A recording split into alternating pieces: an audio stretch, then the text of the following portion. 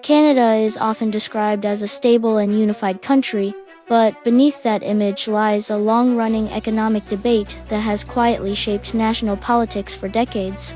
At the center of this debate is a policy known as Equalization, a federal transfer system designed to reduce disparities between provinces by redistributing billions of dollars every year. On paper, the goal is straightforward: ensure that all provinces can provide comparable public services, regardless of their local tax base. In practice, however, the system has become one of the most controversial economic mechanisms in the country. Equalization works by collecting federal revenue largely generated from stronger provincial economies and reallocating it to provinces with lower fiscal capacity. Provinces rich in natural resources, high incomes, or strong industrial output tend to be net contributors, while provinces with weaker tax bases become net recipients. Over time, this has created a persistent imbalance. Provinces in Western Canada, particularly those with large energy sectors, have contributed substantial net amounts to federal finances, while others have relied heavily on transfers to balance their budgets. Critics argue that this structure creates unintended consequences. One concern is what economists sometimes call an incentive problem. When a province's transfer payments decline as its economy grows, governments may face weaker motivation to pursue growth-oriented reforms. Increased revenues can lead to reduced federal support, creating what some analysts describe as a clawback effect, where success brings diminishing returns.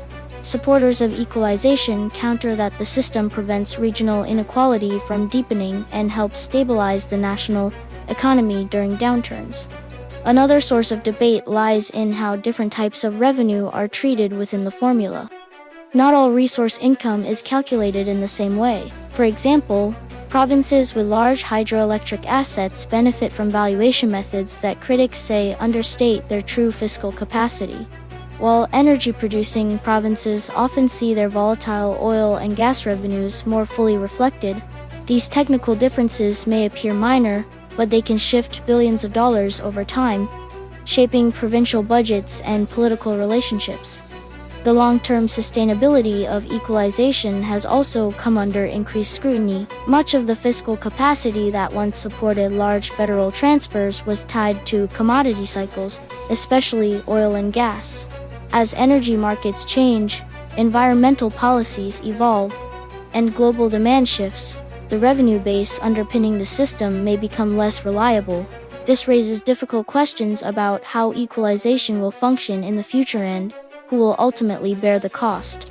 What makes this issue particularly sensitive is that it intersects economics with identity and fairness. Supporters see equalization as a cornerstone of national solidarity, ensuring that geography does not determine opportunity.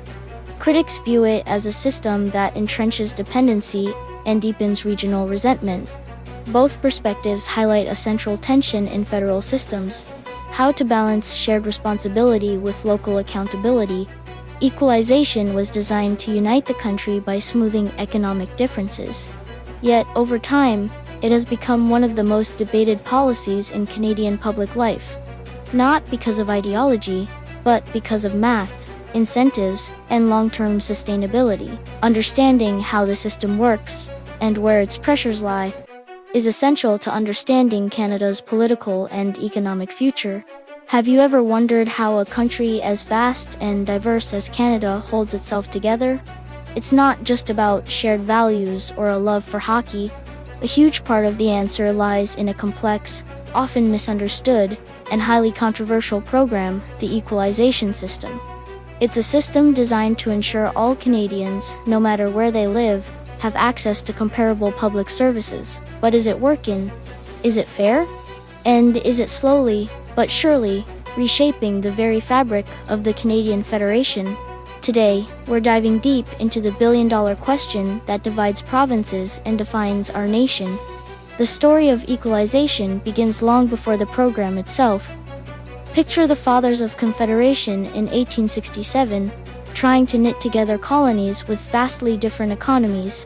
To make it work, the British North America Act included statutory subsidies, a system where the federal government transferred funds to the provinces. It was a basic recognition that some provinces were simply richer than others. But as Canada grew and the economy evolved through industrialization and 2 world wars, this simple system wasn't enough. Regional disparities became more and more glaring. The modern Equalization program was formally born in 1957. Under Prime Minister Louis Saint Laurent, the goal was noble and ambitious: to enable less prosperous provincial governments to provide their residents with reasonably comparable levels of public services at reasonably comparable levels of taxation. This principle was so fundamental that it was enshrined in the Constitution Act of 1982. It became a constitutional commitment, not just a policy. So, how does this massive financial shuffle actually work?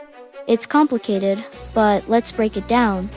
At its core, the system measures each province's ability to raise its own revenues. This is called fiscal capacity. Think of it like a province's income potential. The federal government calculates a national average fiscal capacity. Then, any province that falls below this average is topped up with a payment from federal revenues. These payments are unconditional, meaning the receiving provinces can spend the money however they see fit in: healthcare, education, roads, you name it. Now, here's a crucial point that is often misunderstood. Equalization is not a direct transfer from rich provinces to poor provinces to poor provinces. It's not like Alberta writes a check to Quebec.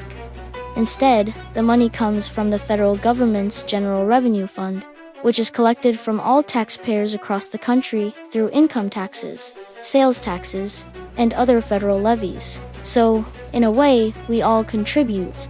The provinces that consistently receive payments, often called have-not provinces, include Quebec, Manitoba, and the Atlantic provinces. The have provinces, which have a fiscal capacity above the national average and therefore don't receive payments, are typically British Columbia, Alberta, Saskatchewan, and sometimes Ontario and Newfoundland and Labrador, depending on the year.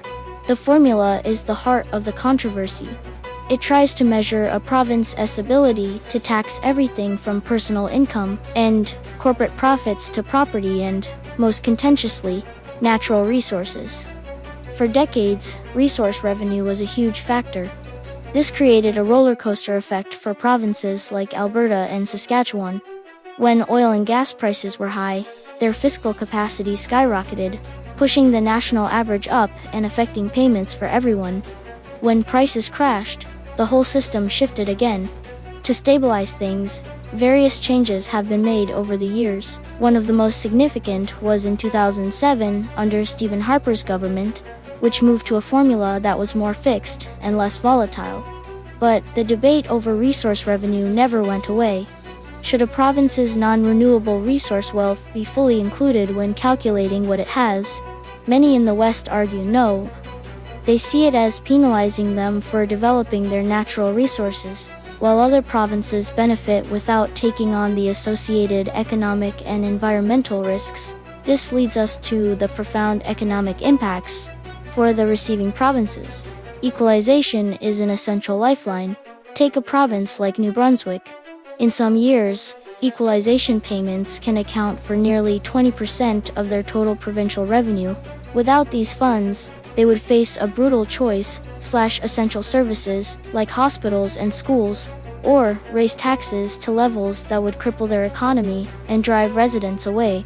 The program allows them to maintain a standard of living and public service infrastructure that would otherwise be impossible. However, critics argue this creates a welfare trap for provinces. Does this guaranteed income stream reduce the incentive for receiving provinces to develop their own economies, make tough fiscal decisions, or create a more attractive business environment? For example, some point to Quebec's relatively low tuition fees and robust social programs and question whether they would be sustainable without the billions in annual equalization payments. This is a sensitive but central part of the economic debate. On the other side of the coin are the contributing provinces, particularly Alberta. For years, Albertans have felt like the financial engine of the country, contributing a disproportionate amount to federal coffers while receiving little in return. This sentiment peaks when their own economy is struggling. During the oil price collapse of 2014, thousands in Alberta lost their jobs. Yet the province continued to be a massive net contributor to the federation, while the equalization formula was slow to reflect their new reality. This perception of unfairness is not just talk. It has real political consequences. The political fallout from equalization is massive. It fuels regional tensions and a sense of Western alienation that has been a recurring theme in Canadian history. Politicians in Alberta and Saskatchewan have used the equalization formula as a rallying cry, demanding a fair deal from Ottawa. In 2021, Alberta even held a provincial referendum on removing the principle of equalization from the Constitution. While symbolic, it sent a powerful message of discontent. This anger isn't just about money, it's about respect and a feeling that the contributions of the West are taken for granted. Conversely, in Quebec, any talk of reforming equalization is seen as an attack on the province's ability to function and a threat to national unity. For many Quebecers, equalization is a cornerstone of Canadian federalism, a tangible benefit of being part of the country. This makes any federal government hesitant to make drastic changes. They're caught in a political vice: anger the West or anger Quebec and the Atlantic provinces. It's a classic Canadian dilemma. The social impacts are just as significant. The system fosters a shared sense of Canadian identity by ensuring a baseline of opportunity regardless of birthplace. A child in rural Nova Scotia should have access to a good school, just like a child in Calgary. A senior in Manitoba should have access to quality healthcare, just like a senior in Toronto. This is the promise of equalization. It's a statement that our citizenship rights include a right to comparable public services, but it also creates a social divide. It can foster resentment between regions, with stereotypes of the hardworking West and the dependent East. This narrative, while overly simplistic, can be damaging. It pits Canadians against each other and erodes the sense of a common national project. It changes the conversation from we all in this together to who's paying and who's getting. This shift in social discourse is perhaps one of the most subtle but powerful ways equalization is reshaping the Federation.